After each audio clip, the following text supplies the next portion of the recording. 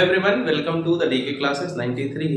तो बच्चों, previous two classes में हमने मीन के बारे में यानी कि माध्य के बारे में जाना था। उसकी अगली क्लास में हमने मीडियन यानी कि माध्यिका के बारे में जाना था और आज की क्लास में हम तीसरा बहुलक के बारे में जानेंगे। बहुलक को इंग्लिश में हम मोड भी बोलते हैं। व्हाट इज बहुलक? बहुलक का सिंपल सा मतलब आप जानो, जो सबसे ज्यादा बार आया हो। ठीक है, जो सबसे ज्यादा बार आया हो, सिंपल सी बात है, वही बहुलक है। जिस भी नंबर का रिपीटिशन सबसे ज्यादा बार हुआ होगा वही बहुलक है। बात समझ में आ गई होगी। आपको करना क्या है, ठीक है, एक क्वेश्चन लेते हैं और उस क्वेश्चन को समझने की कोशिश करते हैं। फॉर एग्जाम्पल लिखा है 3 4 5 7 9 2 3 3 7 2 7 7 8। अब प्यारे बच्चों, एक क्वेश्चन लिख दिया गया है बोर्ड में और आपसे पूछा जाता है कि बहुलक क्या है। इसके दो तरीके हो सकते हैं। या तो अगर आपको इजीली दिख रहा हो कौन सा सबसे ज्यादा बार आया है, जो कि हमको दिख रहा है कि 1 2 3 4 4 बार 7 आया है, तो आप इसको लिख दो। यदि आप चाहते हो कि ये थोड़ी सी आसान हो, दिख नहीं रहा है, तो उसके लिए तरीका है कि इसको आरोही क्रम में लिख लो। ठीक है, किस क्रम में? आरोही क्रम में जरूर लिख लो। उसका फायदा मैं बताता हूं क्या होगा। देखो, 2 2 3 3 3, ठीक है, फिर है 4 4 एक ही बार आया है, फिर है 5 5 भी एक ही बार आया है, 6 आया ही नहीं है, फिर 7 7 7 7 1 2 3 4, उसके बाद है 8 और उसके बाद है 9। तो प्यारे बच्चों, जैसे ही आपने इस क्वेश्चन को असेंडिंग ऑर्डर में लिखा, आपको दिखने लग गया कि सबसे ज्यादा बार कौन आया है। तो सबसे ज्यादा बार आया है 7 और यही क्या है? आंसर है। यही आपका मोड है। मतलब अगर यहाँ पे बात होगी कि मोड क्या है, बहुलक क्या है, तो बहुलक है कितना? 7। बहुलक क्या है प्यारे बच्चों? बहुलक है यहाँ पे 7। आई होप आपको ये चीज समझ में आ गई होगी कि बहुलक क्या है, 7। तो बच्चों, इसमें हम कुछ क्वेश्चन ले लेते हैं। जैसे लिखा है 3 4 5 5 3 6 7 3 5 5 6। ये क्वेश्चन है और इस क्वेश्चन में पूछता है what is mode. I think आपको 1 सेकेंड लगेगा आप इसका मोड बताने में। आप सबसे पहले असेंडिंग ऑर्डर लिखो, 3 3 3 4 5 5 5 5, ये दोनों 5 5 भी आ जाएंगे और बचा क्या है? 6 और 6 और ये 7। तो जैसे ही आपने इसको असेंडिंग ऑर्डर में लिखा बच्चों, आपको दिख रहा है कि सबसे ज्यादा बार कौन आया है। तो व्हाट इज मोड? यदि हम मोड यानी कि बहुलक की बात करें तो क्या होगा आंसर? 5 होगा answer. What is answer? 5 will be the answer. अब क्वेश्चन एक और प्रकार से पूछ लेता है। क्वेश्चन में एक और प्रकार से पूछने का तरीका क्या है प्यारे बच्चों, कि क्वेश्चन हमेशा इसी तरीके से ना देंगे, ठीक है, कभी कभी टेबुलेटेड फॉर्म में दे देता है और आप थोड़े से कंफ्यूज हो जाते हैं। ठीक है, तो जैसे क्वेश्चन नंबर हम एक और लेते हैं और यदि दिया है क्वेश्चन कि एज और दूसरा लिखा है नंबर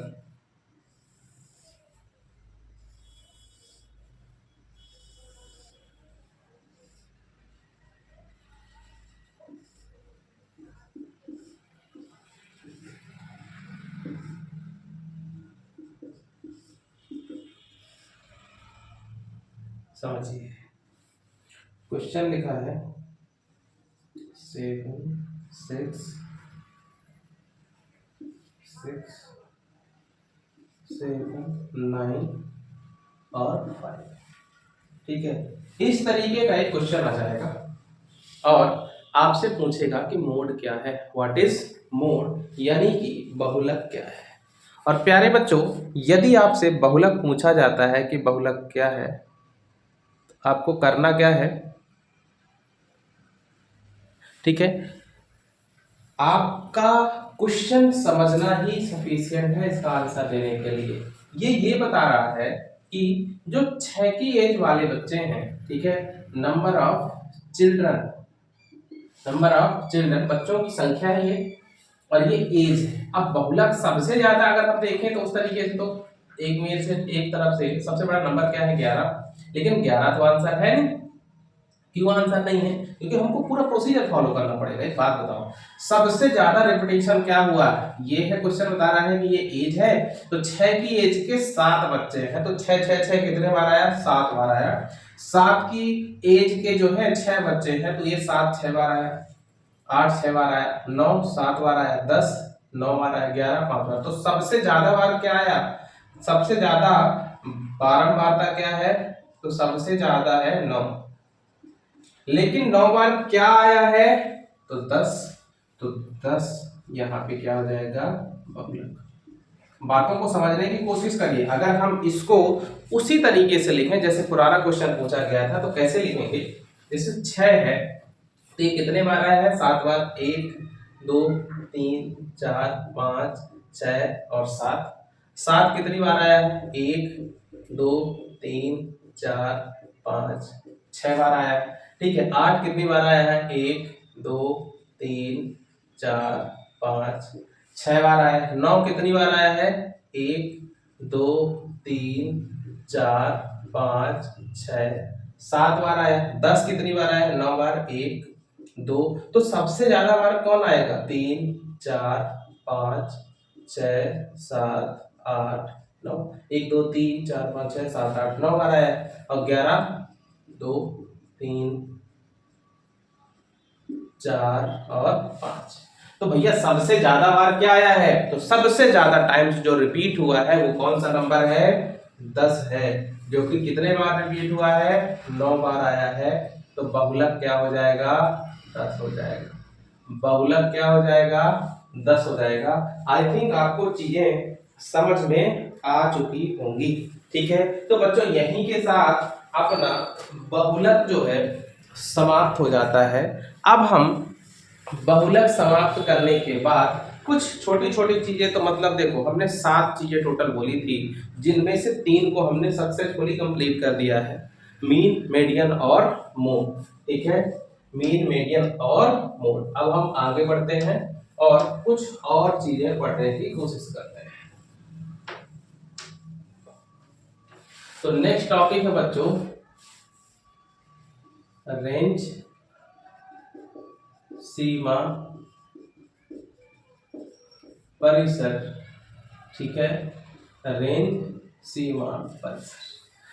अब जैसे रेंज वाली बात होती है ना कि आपकी रेंज कहाँ तक है, तो फलानी जगह तक हमारी रेंज है, कहाँ से कहाँ तक है, तो यहाँ से लेके फलानी जगह तक है।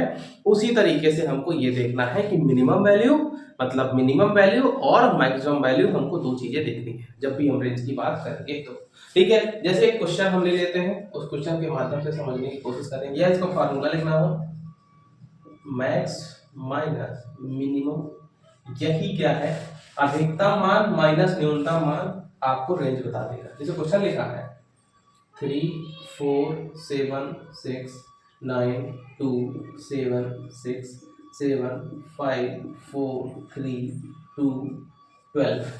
समझिएगा प्यारे बच्चों, आपको भी फिर से वही काम करना है, इसको इंक्रीजिंग ऑर्डर में लिखना है, या फिर 2 तरीका हो सकता है। दूसरा तरीका है सबसे छोटी वैल्यू क्या है, तो सबसे छोटी वैल्यू यहाँ पे 2 है।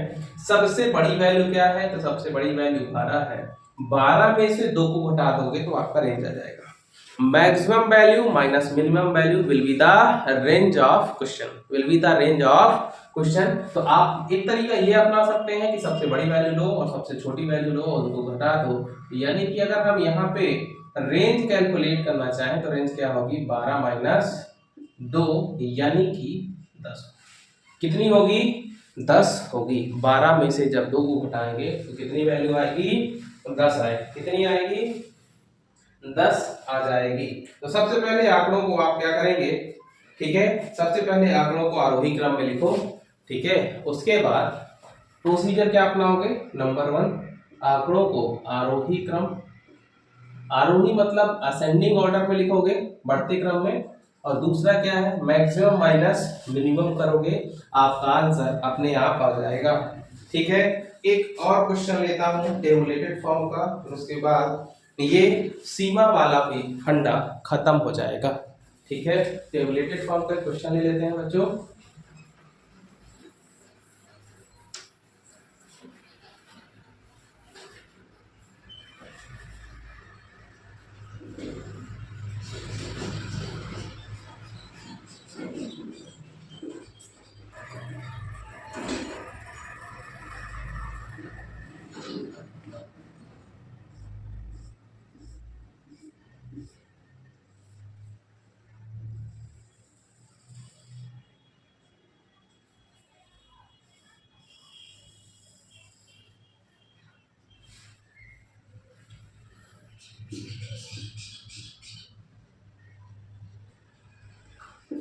ट्वेंटी थ्री, 38, 45, 67, 74 और 85, 30, 5, 10, 15, 20, 25 और इस तरीके से दिया हुआ है, ठीक है, इस तरीके से दिया हुआ है। अब प्यारे बच्चों, इसमें आप लोगों को बताना है व्हाट इज रेंज, क्या बताना है, व्हाट इज द रेंज, यानी कि परिसर क्या है, व्हाट इज द रेंज यानी कि परिसर क्या है। परिसर कैलकुलेट करने के लिए हमने आपको बताया था कि जो स्मॉलेस्ट हो उसको, ठीक है, लार्जेस्ट से आपको घटा देना है। तो यहाँ पे प्यारे बच्चों स्मॉलेस्ट क्या है, छात्र संख्या में आप देखोगे ये स्मॉल वैल्यू है या स्मॉलेस्ट वैल्यू है, सबसे छोटी है, और ये क्या है, सबसे बड़ी वैल्यू है, या फिर ये कहें क्या है, ये लार्जेस्ट है। तो बस फिर आपको करना क्या होगा, रेंज निकालने के लिए, रेंज यानी कि परिसर निकालने के लिए 30 - 5 नहीं करना है ना बाबा ना, 30 - 5 नहीं करना, क्या करोगे 85 - 23, यानी कि 5 में 3 गया 2, 8 में 2 गया 6, तो 62 इसका आंसर हो जाएगा। मतलब कि जो 12 आता है उससे आपको मिनिमम और मैक्सिमम वैल्यू फाइंड आउट करना है, और मिनिमम और मैक्सिमम वैल्यू फाइंड आउट करने के बाद तुरंत बाद आप क्या निकाल लेंगे बच्चों, तुरंत बाद आप निकाल लेंगे रेंज, ठीक है। आई होप आपको रेंज और मोड पूरे तरीके से समझ में आ गया होगा। धन्यवाद बच्चों, अपन मिलते हैं कल की क्लास में।